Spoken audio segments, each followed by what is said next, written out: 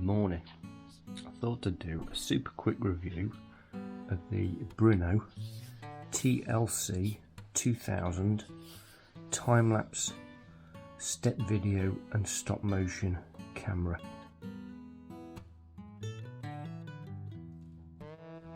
Now boys, a couple of months ago, because if you are a regular to the channel, you'll know that I absolutely love a bit of time-lapse and tend to do quite a bit in my videos. So I thought, oh, this would be good because I could, in addition to the camera I currently have, which is a DJI Osmo Action.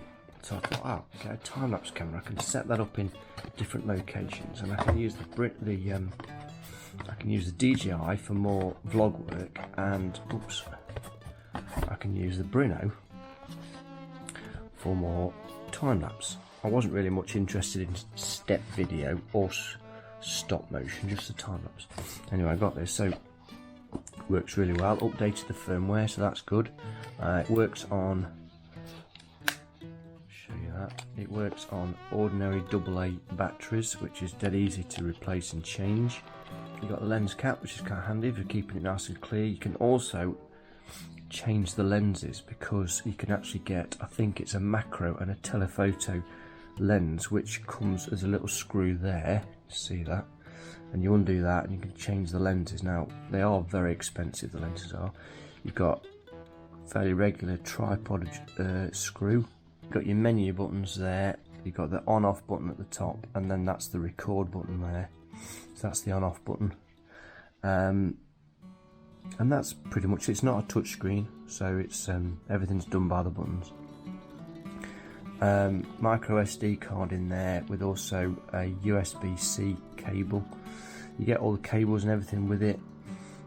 Anyway, I wanted to do a quick review rather than a features video, and it does work really well. I can get some really nice time lapses with it. It claims it's HD, and the time lapses are fairly clear. You've got quite a lot of settings you can adjust. You can adjust how many frames per second gets replayed at.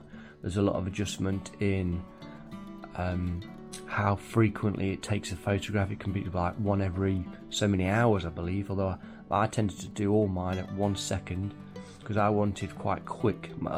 Some of mine I only set this up for like 15-20 minutes or maybe half an hour, and I wanted something that quite quick and quite a short, fast time lapse.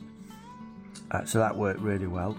Anyway, I've decided I'm going to sell it because there's a few things that I just cannot get on with, which is a real shame because I had high hopes for this.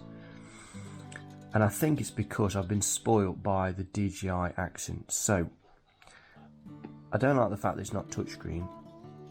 For saying how much these cost, I think a touchscreen would be good. So the menu system I find quite clumsy. You have to keep pressing the middle button, scrolling across to get to where you want, pressing it again, scrolling across.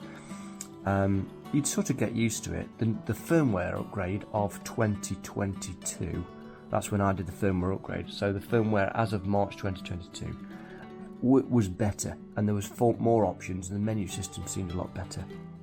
But I don't like the menu system, and I don't like the fact it's not touchscreen. Turning it on and off, you have to press that for a good 5 or 6 seconds, which to me is like a complete waste of time. I can't just press it and go. So sometimes you're just not sure whether it's switched on or not.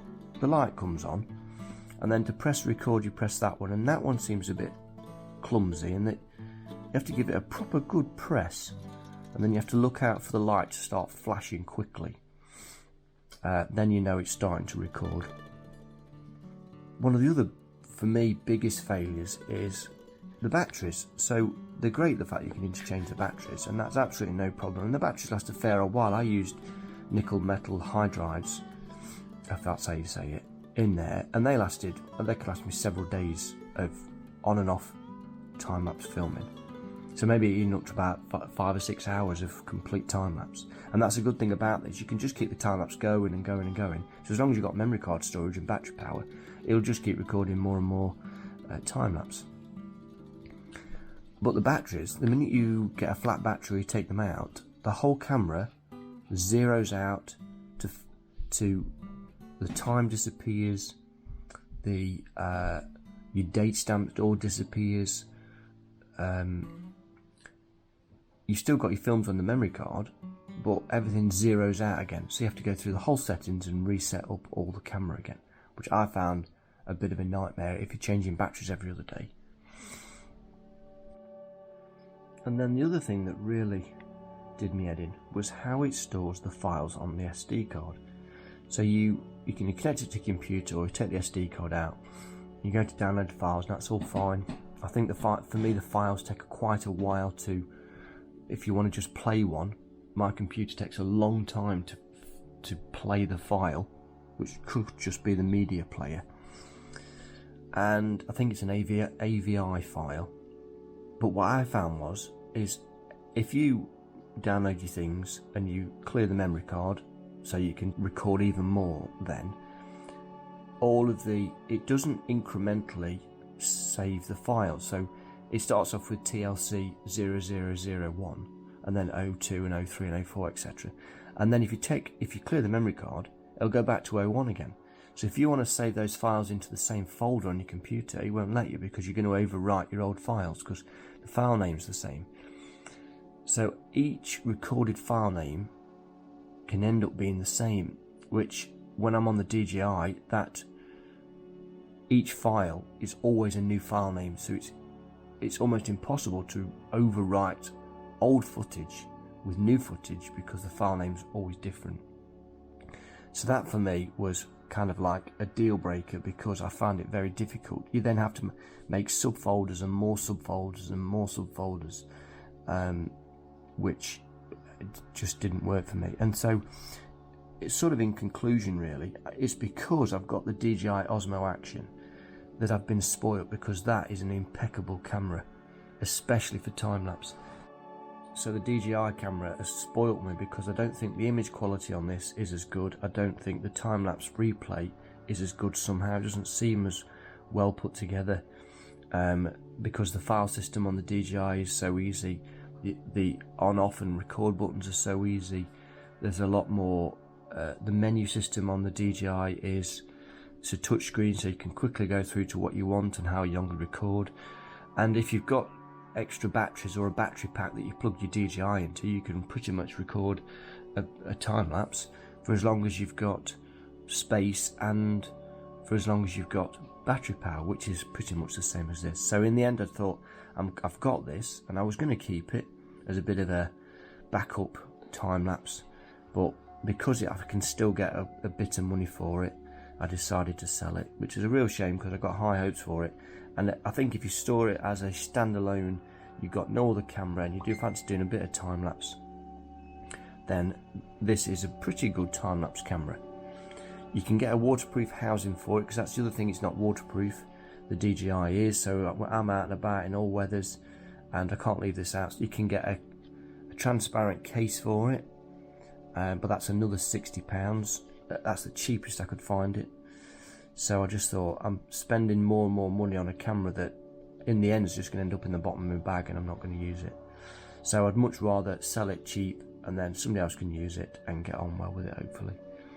So that was kind of like a quick review. It's not a very positive review, but it's a realistic review. And I'm going to carry on with my DJI Osmo Action for time lapses and for vlogging, because if you're in the market for a time lapse camera and you've got about £200 to spend, the Osmo Action is superb. And even the new DJI Action 2 does all of the same sort of things.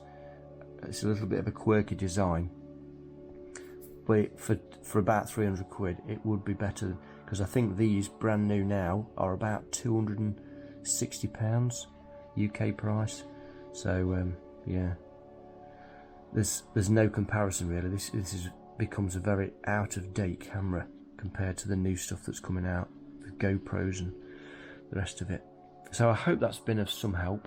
I'll try and cut out some of the rambly bits. Thanks for watching, I do appreciate that. If you like more woodland style videos, which is what I do a lot of, by all means subscribe. And if you like a time lapse, then my videos have always got a little bit of time lapse in them. Thanks for watching, see you on the next one.